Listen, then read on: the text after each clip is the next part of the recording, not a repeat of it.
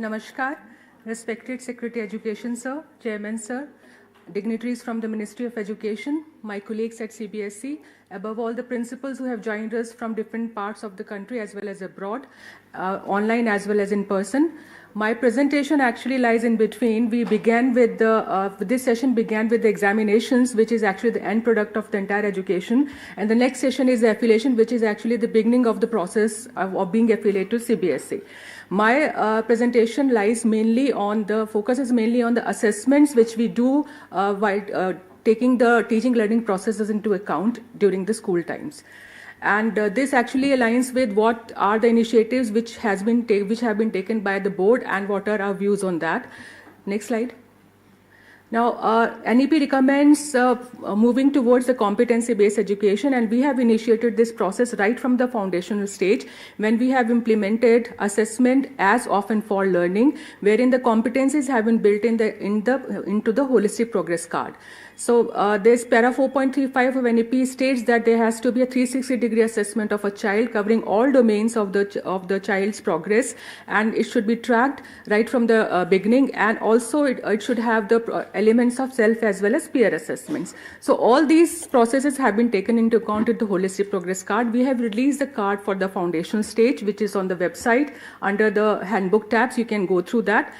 This card covers all the 6 domains that have been outlined in the National Curriculum Framework for Foundational Stage, along with the curricular goals and competencies. How to assess it? Everything has been given in detail in the implementation guide, which is also uploaded on the websites. So I request all the principals to kindly go through those implementation guides. It's not tedious, it's not very cumbersome, but it is very easy to do it if you have the will to do it. So you have to design your assessments accordingly, wherein you can actually assess the competencies together through one activity. So one activity actually can have assessment of 2 or 3 or 4 competencies in total. Examples are also given in our implementation guide. And this slide tells us about what efforts we have taken to make our schools aware about the HPC for the foundational stage. The contextualization for the middle and the preparatory and the middle stage is under process, and we plan to implement it from the next coming session. Before that, we will be doing various levels of orientations and trainings for our schools so that this implementation can be done in true spirit. Next slide. Now, this is an important initiative, which is again a competency-based diagnostic assessment. It is as per the recommendation of para 4.40, and this is done for the key stages, that is 3, 5, and 8. But the board has implemented it for classes 5 and 8. And most of you who are here have been a part of the pilot, as well as some of you have registered for this 2024-25 cycle, for which we are going to start very soon in July. And approximately 11,974 schools have registered for this particular assessment.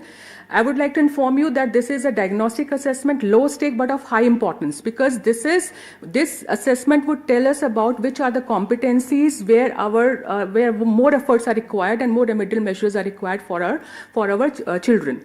Next. So you can see the journey. Class foundational stage, we have HPC, competency focus assessment. Then we have at the key stages, again, we have the competency focus assessment. So this slide tells us about the key features of SAFL, which is structured assessment for analyzing learning. The name itself signifies a lot of things. SAFL means success and Safalta, and you all know that we want our children to be successful in all aspects so that they can be responsible citizens for our country. Now, this assessment tests core competencies, and it is a competency focus assessment only. There is a framework which has been developed and also available on the website. The 3 areas in which it is being conducted is languages, EVS, science, and mathematics, and the handbooks for that are also uploaded on the website. You can refer to the framework therein. And the results would be a report which we are doing it digitally on the basis of through a digital platform. So right from the registration till the declaration of result in the form of a competency-wise report will be taken from that digital portal only. This result will be done in an anonymized manner. The students won't be shown their their reports as such, because ultimately if we do it, it would make this assessment high stake. As of now, we have received different queries. कि क्या सफल में class 5 और 8 में अगर पास होते हैं तो पास माना जाएगा. So I would like to inform all those who are watching this program as well कि this is a diagnostic assessment. It is neither a certifying examination nor a qualifying examination. It is a diagnostic assessment which should tell us in which competency which we need to work harder. And this is actually an eye-opener as well as enabler for schools as well as the principals who are a part of this cycle or this SAFAL assessment. Now you can see this we want to use this assessment for continuous diagnosis as well as development. Next slide. Now there are certain things which I would like to inform you as well here in all those who are present here. The SAFAL report is an anonymized report. It would be done for only the classes or the sections. Section-wise report would be given, or not section, rather class-wise report would be given, so that it remains low stake but of high importance. Next thing is that during the conduct of this assessment, technical footprints will be on record and the data analysis will be done and scrutiny will be done before we finalize the report. I would like to inform you that during the field test, which is an important part of entire assessment, which is a large-scale assessment here.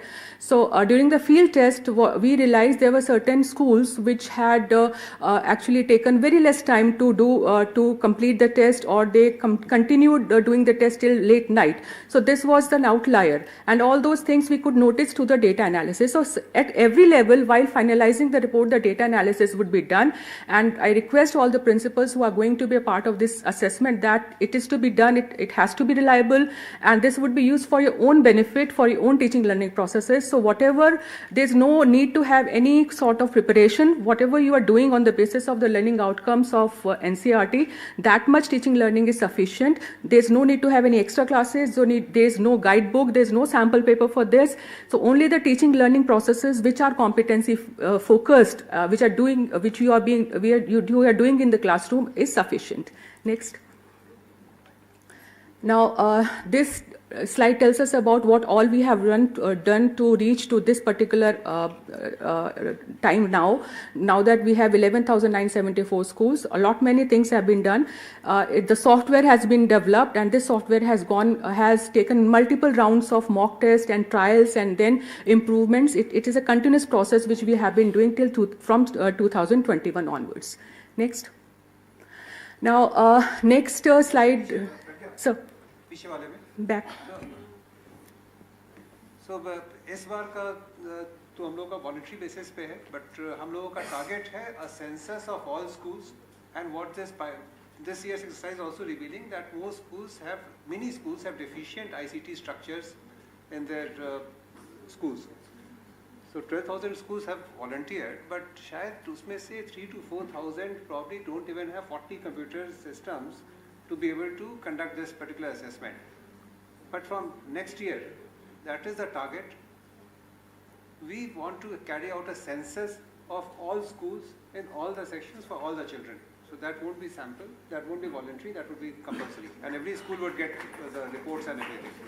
So their schools, the part is that the schools will actually spruce up their IT infrastructure. So that is a compulsory, essential part of it. Thank you, sir. Next slide. Yes, coming back to the presentation, we have a circular related to the CBSE affiliation, which refers to the digital implementation of digital infrastructure in schools, that was released in March 2023. Kindly refer to that as well. Along with that, we have the digital requirements for SAFAL, which is again a part of a circular. So you can refer to those circulars for any kind of query regarding digital infrastructure required for SAFAL. So offering subjects at 2 level is another recommendation of National Education Policy, and we are doing it for the few subjects. Next slides. We are doing it for few subjects in English, Sanskrit, Mathematics, Urdu, and we are in contact with and in consultation with the NCERT how to scale it up further and to make it more available for different subjects. We have initiated these talks with NCERT. Next. Now, rationalization of syllabus is again one of the important recommendations of NEP, and our speakers in the first session also told us about how to reduce the stress and the content, so that as one of the principals had asked about the query, how to implement experiential learning and play-based learning and toy-based pedagogy, etc., all innovative pedagogies in the schools. So the only option is that to reduce the content, and NCERT has done it, and the rationale which NCERT has given, next slide.